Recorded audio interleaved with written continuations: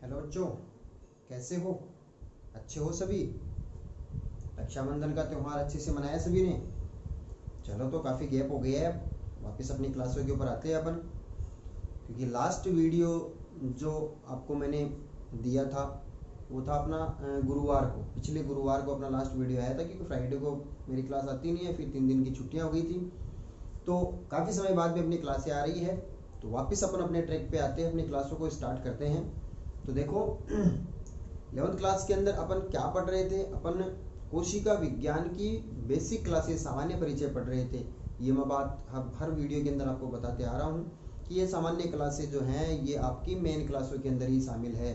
सामान्य है मगर अपने सिलेबस के अंदर ये सब टॉपिक्स शामिल है। तो अपन मेन क्लास ही पढ़ रहे हैं, आप ऐसे मान के चलो कि मेन क्लासों के अंदर अपन जल्दी से इजीली अपन समझ पाएंगे। तो देखो, सामान्य कोशिका विज्ञान के बारे में अपन चर्चा कर रहे थे। लगभग 3 से 4 वीडियो इन कोशिका विज्ञान के मैं आपको दे चुका हूँ। उसके अंदर अपन कोशिका क्या होती है, कोशिका की परिभाषा, कोशिका की परिभाषा में जो शब्द आए हैं उनका क्या मतलब होता है।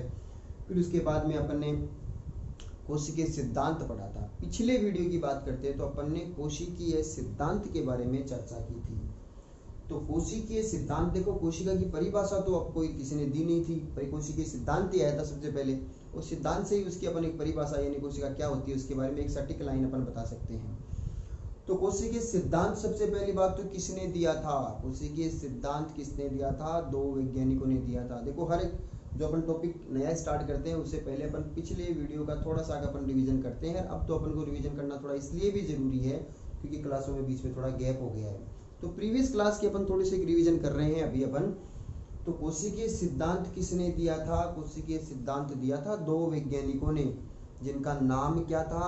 एक तो थे स्वान और एक थे स्लाइडेन। स्वान और स्लाइडेन नाम के वैज्ञानिकों ने कोशिकीय सिद्धांत दिया था। स्वान जो थे वो जंतु वैज्ञानिक थे यानी जूलॉजी के साइंटिस्ट थे, और स्लाइडेन जो थे वो वनस्पति वैज्ञानिक थे यानी बॉटनी के साइंटिस्ट थे। दोनों ने मिलकर के कोशिकीय सिद्धांत दिया था। इस कोशिकीय सिद्धांत में इन्होंने क्या क्या बातें बताई थी? कोशिकीय सिद्धांत में इन्होंने बताया था कि कोशिका जो होती है, यानी पहली बात तो ये बताए थे कि सभी सजीवों का शरीर कोशिका व इनके अवयवों से मिलकर के बना होता है। बिल्कुल सही बात है, परिभाषा में अपन ने किया था कैसे बना होता है। संरचनात्मक इकाई है ना, तो पूरा शरीर कोशिकाओं से मिलकर के बना होता है। ठीक है, बात है। उसके बाद में दूसरा बिंदु ये आया था कि कोशिका शरीर की संरचनात्मक इकाई है।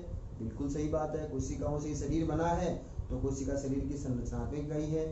फिर कोशिकीय सिद्धांत का तीसरा बिंदु ये दिया था कि कोशिका शरीर की क्रियात्मक इकाई भी है। बिल्कुल क्रियात्मक इकाई है, क्योंकि सभी जैव रासायनिक और उपापचयी क्रियाएं जो होती है वो सभी कोशिका के अंदर ही संपन्न होती है। इसलिए शरीर की क्रियात्मक इकाई भी होती है कोशिका, क्योंकि कार्य करने के लिए जो ऊर्जा चाहिए एटीपी के रूप में, वो एटीपी कहाँ बनते हैं? माइटोकॉन्ड्रिया में। माइटोकॉन्ड्रिया किसमें है? कोशिका में। तो क्रियात्मक इकाई भी है। फिर उसके बाद में बात ये बताई थी कि कोशिका शरीर की आनुवंशिक इकाई भी है। बिल्कुल सही है, आनुवंशिक इकाई यानी आनुवंशिक लक्षणों को एक पीढ़ी से दूसरी पीढ़ी में ले जाने वाला पदार्थ, जिसको अपन आनुवंशिक पदार्थ कहते हैं। और वो होता क्या है? वो गुणसूत्र और डीएनए और जीन्स, ये होते हैं आनुवंशिक पदार्थ। ये आनुवंशिक पदार्थ कोशिका के अंदर केंद्रक में पाए जाते हैं, और इस आनुवंशिक पदार्थ के द्वारा लक्षण जो होते हैं वो माता पिता से संततियों में स्थानांतरित होते हैं। अर्थात एक पीढ़ी से दूसरी पीढ़ी में लक्षण जो होते हैं वो डीएनए, गुणसूत्र और जीन्स के द्वारा पहुंचते हैं। और ये डीएनए, गुणसूत्र और जीन्स जो होते हैं ये केंद्रक में पाए जाते हैं, और केंद्रक कोशिका में स्थित होता है। इसलिए कोशिका शरीर की आनुवंशिक इकाई भी कहलाती है। बात समझ में आई? ये कोशिकीय सिद्धांत के मुख्य रूप से 4 बिंदु किसने दिए थे? ये दिए थे स्लाइडेन और स्वान ने। ये कोशिकीय सिद्धांत आगे चल करके रूपांतरित हुआ था। क्यों रूपांतरित हुआ था इसका कारण मैंने आपको बताया था कि इस कोशिकीय सिद्धांत के अंदर स्वान और स्लाइडेन ये नहीं बता पाए थे कि शरीर में नई कोशिकाएं कैसे बनती है। कोशिकाओं की संख्या कोई निश्चित तो रहती नहीं है, जैसे जैसे शरीर बढ़ता है वैसे वैसे कोशिकाओं की संख्या भी बढ़ती है। तो नई कोशिकाएं कैसे बनती है शरीर में, ये नहीं बता पाए थे। इन्होंने बताया था इसका कि क्रिस्टलीकरण की तरह बन जाती है, मगर वो सही नहीं था। तो इस कोशिकीय सिद्धांत में एक कमी रह गई थी कि नई कोशिकाओं की उत्पत्ति कैसे होती है, ये नहीं बता पाए थे। तो इस समस्या का समाधान आगे चल करके फिर एक दूसरे वैज्ञानिक ने किया था, जिनका नाम महत्वपूर्ण इंपोर्टेंट लगा के बताया था। उनका नाम है रुडोल्फ विर्चो। रुडोल्फ विर्चो नाम के साइंटिस्ट ने सबसे पहले ये बताया कि शरीर में नई कोशिकाओं की उत्पत्ति कैसे होती है। तो कैसे होती है इन्होंने बताया था कि शरीर में नई कोशिकाओं की उत्पत्ति पूर्ववर्ती कोशिकाओं में कोशिका विभाजन के द्वारा होती है। यानी पहले से जितनी कोशिकाएं हैं ना, उन कोशिकाओं में विभाजन होता है, और कोशिका विभाजन होगा तो क्या होगी, कोशिकाओं की संख्या बढ़ेगी। एक कोशिका में विभाजन होगा तो 2 कोशिकाएं बन जाएंगी, उन दोनों में कोशिका विभाजन होगा तो 4 कोशिकाएं बन जाएंगी। ऐसे लगातार कोशिका विभाजन के द्वारा पूर्ववर्ती कोशिकाओं से नई कोशिकाएं बनती है। ये बात सबसे पहले किसने बताई थी? तो नई कोशिकाओं की उत्पत्ति पूर्ववर्ती कोशिकाओं से कोशिका विभाजन से होती है। ये बात सबसे पहले किसने बताई? रुडोल्फ विर्चो ने बताई थी। और इस बात के लिए उन्होंने एक अपना कथन दिया था, वो बहुत ज्यादा पॉपुलर हुआ था। उनका कथन क्या था? ओमिनिस सेलुला ई सेलुला। इस कथन का मतलब यही है कि नई कोशिकाओं की उत्पत्ति पूर्ववर्ती कोशिकाओं से कोशिका विभाजन से होती है। ओमिनिस सेलुला ई सेलुला शब्द किसने दिया था? तो आंसर आएगा रुडोल्फ विर्चो ने दिया था। इसका अर्थ यही होता है। तो अब ये जो पुराने कोशिकीय सिद्धांत के अंदर जो कमी चल रही थी, वो कमी भी अब पूरी हो गई है। इसलिए अब कोशिकीय सिद्धांत में कुछ रूपांतरण करने की आवश्यकता पड़ी थी। इसलिए अब आधुनिक कोशिकीय सिद्धांत आया। आधुनिक कोशिकीय सिद्धांत के अंदर रुडोल्फ विर्चो का नाम भी शामिल हुआ। इसके अलावा 2-3 वैज्ञानिक और थे, उन्होंने भी कोशिकीय सिद्धांत में और बहुत सारी अपना कॉन्ट्रीब्यूशन दिया था। नगेली है, वॉन मोल है, इन सभी ने मिलकर के आधुनिक कोशिकीय सिद्धांत दिया। आधुनिक कोशिकीय सिद्धांत में स्लाइडेन और स्वान वाले वो सब बिंदु सही थे, वो तो शामिल किए गए, और इसके साथ में एक बिंदु ये और ले लिया कि नई कोशिकाओं की उत्पत्ति पूर्ववर्ती कोशिकाओं से विभाजन के द्वारा होती है। बात समझ में आ गई? ये कोशिकीय सिद्धांत दिया गया था, आधुनिक और पुराना कोशिकीय सिद्धांत, और रुडोल्फ विर्चो के बारे में ये अच्छे क्वेश्चंस। अब बात करते हैं अपन की कोशिकीय सिद्धांत जो है वो तो हर सजीव पर लागू होना चाहिए भाई। हर सजीव मतलब कोशिकाओं से बना हुआ जीव है, तो कोशिकीय सिद्धांत तो कोशिका पर लागू होता है, इसका मतलब हर सजीव पर लागू होना चाहिए, ऐसा नहीं है। कोशिकीय सिद्धांत कुछ सजीव ऐसे हैं उनके ऊपर लागू नहीं होता है, और वो जीव जिन पर कोशिकीय सिद्धांत लागू नहीं होता है वो कहलाते हैं कोशिकीय सिद्धांत के अपवाद। देखो, अपवाद हर जगह मिलते हैं, हर चीज एक बात जो सबके ऊपर लागू हो रही है, मगर कुछ ऐसे वो जीव होते हैं उनके ऊपर वो चीज अप्लाई नहीं हो रही है, तो अपवाद की कैटेगरी में आते हैं। तो आज के अपन टॉपिक के अंदर कोशिकीय सिद्धांत जो पिछली वीडियो में अपन ने पढ़ा था, उसके कौन कौन से अपवाद है वहां से स्टार्ट करते हैं कि कोशिकीय सिद्धांत किन किन जीवों पर लागू नहीं होता है। तो कोशिकीय सिद्धांत के अपवाद की अगर अपन बात करते हैं तो कौन कौन से जीव आ जाते हैं जिन पर कोशिकीय सिद्धांत लागू नहीं होता है। यानी जो अपन ने 4-5 बिंदु किए थे कोशिकीय सिद्धांत के, वो सब इनके ऊपर लागू नहीं होते हैं, क्योंकि इनकी संरचना कुछ अलग प्रकार की होती है। कैसे अलग प्रकार की होती है, कैसे अपवाद बने हैं, उनके बारे में अपन डिटेल से बातें करेंगे। तो कोशिकीय सिद्धांत के अपवाद कौन कौन से हैं? विषाणु, जिसको अपन वायरस भी कहते हैं। ये वायरस नाम तो सबको अच्छी तरीके से पॉपुलर होगा, क्योंकि कोरोना वायरस अभी चल रहा है। तो वायरस क्या होते हैं? विषाणु बोलते हैं इनको हिंदी में। इनके ऊपर कोशिकीय सिद्धांत लागू नहीं होता। क्यों नहीं होता, इसका कारण भी बताऊंगा आपको मैं। तो विषाणु पर कोशिकीय सिद्धांत लागू नहीं होता। प्रोकैरियोटिक कोशिकाएं, अब देखो प्रोकैरियोटिक कोशिका शब्द आपको अच्छी तरीके से सुना हुआ है, 9th क्लास 10th क्लास में ये प्रोकैरियोटिक शब्द आ जाता है। प्रोकैरियोटिक को एक शब्द और नाम दिया जाता है असीम केंद्र की, हो सकता है आपने वो शब्द सुना हो। असीम केंद्र की कोशिकाओं को प्रोकैरियोटिक कोशिका कहा जाता है। ठीक है, शब्द आपने सुना होगा, मगर होती क्या है? एक होती है यूकैरियोटिक, एक होती है प्रोकैरियोटिक। प्रोकैरियोटिक को असीम केंद्र की और यूकैरियोटिक को ससीम केंद्र की कोशिकाएं कहा जाता है। अगला वीडियो जो होगा ना उसमें अपन इनके बारे में पढ़ेंगे, प्रोकैरियोटिक कोशिका और यूकैरियोटिक कोशिका। यानी कोशिका के प्रकार होते हैं, ये 2 प्रकार की कोशिकाएं होती है, तो प्रोकैरियोटिक कोशिकाएं एक यूकैरियोटिक कोशिकाएं। तो जितने भी प्रोकैरियोटिक कोशिकाएं जो होती है ना, उन प्रोकैरियोटिक कोशिकाओं पर भी कोशिकीय सिद्धांत लागू नहीं होता। क्यों नहीं होता, इसका कारण भी आपको बताऊंगा। प्रोकैरियोटिक कोशिकाएं कौन कौन सी है? जैसे जीवाणु, बैक्टीरिया, जितने भी जीवाणु हैं प्रोकैरियोटिक कोशिकाओं के बने होते हैं। इसके अलावा नील हरित शैवाल, नील हरित शैवाल, नील यानी ब्लू, हरित यानी ग्रीन, शैवाल यानी एल्गी, BGA शॉर्ट में अपन बोल देते हैं BGA, ब्लू ग्रीन एल्गी। नील हरित शैवाल है, जीवाणु है, ये प्रोकैरियोटिक कोशिकाओं में शामिल होते हैं, तो इनके ऊपर कोशिकीय सिद्धांत लागू नहीं होता है। इसके अलावा और कौन कौन सी कोशिकाएं हैं जिन पर कोशिकीय सिद्धांत लागू नहीं होता? परिपक्व आरबीसी, मनुष्य के अंदर आरबीसी आप जानते हो लाल रक्त कणिकाएं, ये परिपक्व अवस्था में होती है, तो इनके ऊपर भी कोशिकीय सिद्धांत लागू नहीं होता है। क्यों नहीं होता, कारण बताऊंगा आपको मैं। इसके बाद में बात करते हैं बहुकेंद्रकी कोशिका। देखो सामान्य कोशिका में एक केंद्रक होता है, चाहे वो पादप कोशिका हो चाहे जंतु कोशिका हो, मगर अपवाद स्वरूप कुछ कोशिकाएं ऐसी भी है जिनमें केंद्रक एक से ज्यादा हो जाते हैं, तो बहुकेंद्र की अवस्था आ जाती है, उन पर भी कोशिकीय सिद्धांत लागू नहीं होता। क्यों नहीं होता, उसका कारण तो आपको इसी में समझ में आ गया है, क्योंकि केंद्रक सामान्य कोशिका से ज्यादा हो गए हैं, इसलिए कोशिकीय सिद्धांत लागू नहीं होता।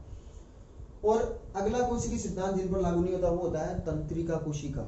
अच्छी तरीके से पढ़िए आपने तंत्रिका, तंत्र के अंदर न्यूरॉन की संरचना, वो न्यूरॉन को ही तंत्रिका कोशिका कहा जाता है, उस पर कोशिकीय सिद्धांत लागू नहीं होता है। तो ये सब कोशिकीय सिद्धांत के अपवाद हैं। अब क्यों अपवाद है उसके बारे में बात करते हैं। देखो विषाणु को कोशिकीय सिद्धांत का अपवाद क्यों कहा गया है? क्योंकि विषाणु जो है, पिछले वीडियो में मैंने आपको बताया था, विषाणु को न तो सजीव मानते हैं न निर्जीव मानते हैं। ये सजीव की तरह भी व्यवहार करता है, निर्जीव की तरह भी व्यवहार करता है। जब ये बाहर वातावरण में है तब तो ये निर्जीव है, और जब किसी परपोषी की कोशिका के शरीर जीव के अंदर आ जाता है, जब किसी सजीव की कोशिका में शरीर के अंदर यानी कोशिकाओं में पहुंच जाता है, तब ये सजीव की तरह व्यवहार करता है। इसलिए ये सजीव और निर्जीव बीच की योजक कड़ी माना जाता है। विषाणु को सजीवों और निर्जीवों के बीच की योजक कड़ी कहा जाता है, इसलिए इस पर कोशिकीय सिद्धांत लागू नहीं होता है। भाई कोशिकीय सिद्धांत तो उन कोशिकाओं पर या उन जीवों पर लागू होगा जिनमें एक कोशिका की सामान्य संरचना पाई जाती है, जिसमें एक केंद्रक है, जिसमें केंद्रक के चारों तरफ सभी प्रकार के कोशिकांग, माइटोकॉन्ड्रिया, गोल्जिकाय, हरितलवक है, पादप कोशिका है तो हरितलवक है, राइबोसोम है, लाइसोसोम है, ये सभी कोशिकांग पाए जाते हो, कोशिका द्रव्य हो, चारों तरफ कोशिका झिल्ली हो, कोशिका भित्ति भी हो, ये सब चीजें होती है ना। एक कोशिका की सामान्य संरचना आप सबने छठी क्लास से पढ़ रखी है। कोशिका की चित्र आप बना सकते हो कि उसमें क्या क्या चीजें बनाते हो, बीच में एक केंद्रक बनाते हो, अंतःप्रदेवी जालिका बनाते हो, माइटोकॉन्ड्रिया बनाते हो, गोल्जिकाय बनाते हो, राइबोसोम, लाइसोसोम, ये सभी कोशिका के अंगक होते हैं, वो सब बनाते हो केंद्रक के चारों तरफ। फिर सबके चारों तरफ एक झिल्ली बना देते हो, और अगर पादप कोशिका है तो भित्ति बना देते हो। यानी इस प्रकार से एक सामान्य कोशिका की संरचना पर बनाते हैं। तो कोशिका के अंदर अपन केंद्रक बनाते हैं, अंतःप्रदेवी जालिका ऐसे बनाते हैं, गोल्जिका ऐसे बनाते हैं, माइटोकॉन्ड्रिया को इस प्रकार से बनाते हैं, राइबोसोम्स बनाते हैं, लाइसोसोम्स, ये सभी यहाँ पर पाए जाते हैं। और यहीं पर ही चारों तरफ कोशिका द्रव्य है, और ये कोशिका झिल्ली हो गई है चारों तरफ, फिर कोशिका भित्ति हो गई है। अगर इस प्रकार की सामान्य कोशिका है ना, तब तो कोशिकीय सिद्धांत लागू हो रहा है। मगर इनमें से कोई भी कोशिकांग अनुपस्थित है, अगर सामान्य कोशिका की संरचना से कोई परिवर्तन हो गया इस कोशिका में, तब कोशिकीय सिद्धांत लागू नहीं होगा। कि कोशिकीय सिद्धांत उन कोशिकाओं पर या उन जीवों पर लागू होता है जिनमें ये कोशिका की इस प्रकार की संरचना है कि सभी कोशिकांग है, एक केंद्रक है, झिल्ली है या भित्ति चलो हो या न हो, ये सब चीजें पाई जाती है ना, तब कोशिकीय सिद्धांत लागू होता है। तो विषाणु पर तो कोशिकीय सिद्धांत लागू नहीं होने का कारण तो आपको ये बता दिया कि सजीव निर्जीव दोनों की तरह व्यवहार करता है। इसके साथ में विषाणुओं के अंदर ये सभी कोशिकांग होते ही नहीं है। ये सभी कोशिकांग जो है ना, माइटोकॉन्ड्रिया, गोल्जिका, ये कुछ नहीं होते हैं विषाणु में, इसलिए भी कोशिकीय सिद्धांत लागू नहीं होता है। अब बात करते हैं प्रोकैरियोटिक कोशिकाएं, जैसे जीवाणु है, नीलहरित शैवाल है, इन पर कोशिकीय सिद्धांत लागू नहीं होता है। क्यों नहीं होता? विषाणुओं की जो प्रोकैरियोटिक कोशिका है, जो जीवाणु कोशिका है, उनकी संरचना अपन देखते हैं तो उनके अंदर जैसे चारों तरफ कोशिका भित्ति है, कोशिका झिल्ली भी पाई जाती है। मगर इनमें क्या होता है, पहली बात तो जो आनुवंशिक पदार्थ, जो डीएनए जो होता है या गुणसूत्र जो होते हैं, उसकी चारों तरफ झिल्ली नहीं पाई जाती है। केंद्रक झिल्ली, यानी केंद्रक तो है मगर चारों तरफ झिल्ली नहीं है। जैसे इसके अंदर आनुवंशिक पदार्थ है, चारों तरफ झिल्ली बनाई है ना केंद्रक की, ये केंद्रक झिल्ली नहीं है। झिल्ली नहीं है तो सामान्य संरचना कैसे होगी? केंद्रक की झिल्ली नहीं है, आनुवंशिक पदार्थ तो है मगर चारों तरफ झिल्ली नहीं है। इसके अलावा इसमें माइटोकॉन्ड्रिया है, गोल्जिकाय है, अंतःप्रदेवी जालिका है, ये सब कोशिकांग भी नहीं पाए जाते हैं जो एक सामान्य कोशिका में पाए जाते हैं। इसलिए प्रोकैरियोटिक कोशिका यानी जीवाणु है, नीलहरित शैवाल है, इनमें भी कोशिकीय सिद्धांत लागू नहीं होगा। और इसकी डिटेल स्टडी मैंने आपको बताई, जब अपन प्रोकैरियोटिक यूकैरियोटिक कोशिकाओं में अंतर करेंगे तब आपको समझ में आ जाएगा, तो इसलिए इन पर लागू नहीं होता है। फिर अपन बात करते हैं परिपक्व आरबीसी। मनुष्य के अंदर पाई जाने वाली जो परिपक्व आरबीसी जो है, परिपक्व हो गई आरबीसी, उसमें कोशिका सिद्धांत लागू इसलिए नहीं होता है क्योंकि मनुष्य में पाए जाने वाली या स्तनधारियों में, ऊंट भी एक स्तनधारी जीव है, उसको छोड़ दो, बाकी जितने भी स्तनधारी जीव है उनकी परिपक्व आरबीसी जो होती है वो केंद्रक विहीन होती है। यानी परिपक्व आरबीसी में केंद्रक होता ही नहीं। अपवाद ऊंट है, ऊंट और लामा, ये दो जीव ऐसे हैं उनकी परिपक्व आरबीसी के अंदर स्तनधारी होते हुए भी उनकी परिपक्व आरबीसी में केंद्रक है, मगर उनको छोड़ दे तो बाकी सभी स्तनधारियों की परिपक्व आरबीसी में केंद्रक ही नहीं होता है। तो जब केंद्रक ही नहीं है तो कोशिका की संरचना तो अलग होगी, ये चीज लागू नहीं हो रही, ये सब चीजें होने वाली, इसलिए इस पर भी कोशिकीय सिद्धांत लागू नहीं होता है। फिर अपन बात करते हैं बहुकेंद्रकी कोशिका। बहुकेंद्रकी कोशिका बात समझ में आ रही है? सामान्य कोशिका में तो केंद्रक एक होना चाहिए, मगर बहुकेंद्रकी कोशिका का मतलब क्या हो गया? केंद्रक एक से ज्यादा होना। किस किस में हो सकते हैं? देखो कवक होते हैं, कवकों का अगर वर्गीकरण पढ़ते हैं तो एक कवकों की एक फैमिली होती है फाइकोमाइसिटीज। फाइकोमाइसिटीज वर्ग होता है, उस फाइकोमाइसिटीज वर्ग के जितने भी कवक होते हैं उन कवकों की कोशिका के अंदर केंद्रक जो होते हैं वो अनेक होते हैं, बहुकेंद्र की अवस्था बनाते हैं। इसके अलावा प्लाज्मोडियम जो होता है, प्लाज्मोडियम नाम सुन रखा होगा आपने, मलेरिया का परजीवी, मनुष्य के अंदर जो मलेरिया रोग होता है ना उसका परजीवी का नाम होता है प्लाज्मोडियम, और उस परजीवी का अपने शरीर में स्थानांतरण होता है मादा एनाफ्लीज मच्छर के द्वारा। ठीक है, मच्छर काटता है तो वो प्लाज्मोडियम अपने शरीर में आते हैं और अपने शरीर में रोग हो जाता है जिसका नाम है मलेरिया। प्लाज्मोडियम जो होता है उस प्लाज्मोडियम के कोशिका के अंदर भी बहुकेंद्र की अवस्था आती है। तो बहुकेंद्र की अवस्था जिस भी कोशिका में बन जाएगी ना, यानी केंद्रक एक से ज्यादा बन जाएंगे, तो वहां पर कोशिकीय सिद्धांत लागू नहीं होगा। बात समझ में आ गई? इसके बाद में बात करते हैं तंत्रिका कोशिका। तंत्रिका कोशिका पर भी कोशिकीय सिद्धांत लागू नहीं होता। क्यों नहीं होता? क्योंकि तंत्रिका कोशिका जो होती है उसके अंदर एक बात इन कोशिकाओं से अलग ही होती है कि तंत्रिका कोशिकाओं जो न्यूरॉन आप बनाते हो ना इस प्रकार से, एक्सोन, एंट्रॉन, फिर उसके बाद में यहाँ पर डेंड्रॉन, ये एक एक्सोन, फिर ये काय भाग और यहाँ पर डेंड्राइट्स, ठीक है, और ये एक डेंड्रॉन, ये गुंडी वाला, ऐसे जो अपन तंत्रिका कोशिका की न्यूरॉन की संरचना बनाते हैं इस पर कोशिकीय सिद्धांत लागू नहीं होता। कारण क्या? इसका कारण है कि ये विभाजन नहीं करता। तंत्रिका कोशिका कभी आगे चल करके विभाजित नहीं होती, जबकि एक सामान्य कोशिका विभाजन करती है, इसलिए इस पर कोशिका सिद्धांत लागू नहीं होता है। बात समझ में आई? तो ये कोशिकीय सिद्धांत के अपवाद है। अब आप सोच रहे होंगे भाई कोशिकीय सिद्धांत के अपवाद, ये तो छोटी सी लाइन थी, इसमें इतना अच्छी तरीके से सर ने क्यों बताया? क्योंकि यहाँ से अच्छे क्वेश्चंस बनते हैं। क्या कारण है, क्या कारण है? मैं आपको हर चीज के कारण समझाने के लिए इतना हर चीज को डिटेल में ले जाके समझा रहा हूँ, ठीक है, क्योंकि ये तो सबको याद हो जाएगा क्योंकि के सिद्धांत लागू ही नहीं जीवों पर नहीं होता, रट लेंगे। मगर कोई ये पूछ ले भाई बायोलॉजी या एग्री बायो आपने जो ली है तो उसके अंदर आपको ये पूछे क्यों नहीं होता है, उस क्यों का जवाब भी आप अच्छी तरीके से दे सकते हो कि विषाणु पर क्यों नहीं होता, जीवाणु पर कोशिकीय सिद्धांत लागू क्यों नहीं होता, नीलहरिष्य वालों पर क्यों नहीं होता, परिपक्व आरबीसी पर कोशिकीय सिद्धांत लागू क्यों नहीं होता, बहुकेंद्रीय कोशिकाओं पर क्यों नहीं होता, और तंत्रिका कोशिकाओं पर कोशिकीय सिद्धांत लागू क्यों नहीं होता। ये अपना टॉपिक है कोशिकीय सिद्धांत का अपवाद, ठीक है। अगले टॉपिक के अंदर कोशिकाओं के प्रकार की बात करेंगे। इससे पहले एक छोटा सा टॉपिक अपन और लेंगे भाई, कोशिकाओं के आकार की बात करेंगे अपन अगले वीडियो के अंदर करेंगे इसका डिस्कशन।